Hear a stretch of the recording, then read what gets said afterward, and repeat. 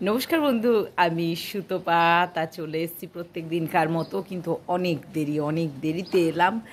একটাই কারণ আজকে ছেলে অফিসে গেল, হাজব্যান্ড অফিসে গেছে, তাহলে বিভিন্ন রকমের কাজ ছিল, সব কিছু গোছালাম।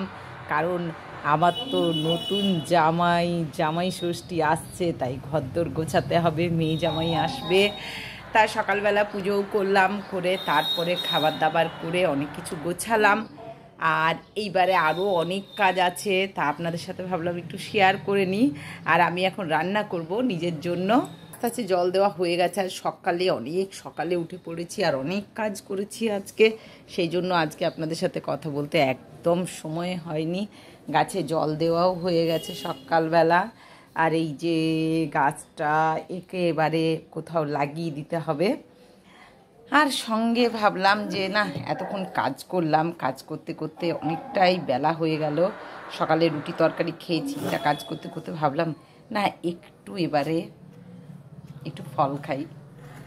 ফল বলতে এই ফলটাই যা ভালো লাগে, আর অন্য কোনো ফল ভালো লাগে না, যাই বলুন বন্ধুরা। তা ভাবলাম যে একটা আম কেটে খাই, লিচুও খেলাম।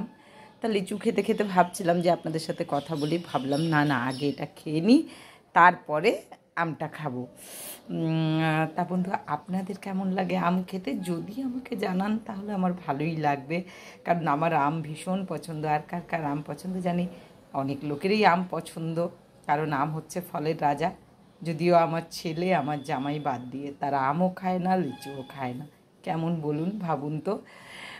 তা যাই হোক, জামাই ষষ্ঠী চলে এলো, সেই জন্য ভীষণ মনের মধ্যে একটা উত্তেজনা। নতুন জামাই, নতুন শাশুড়ি হয়েছি, তা সে একটা বিশাল আনন্দ।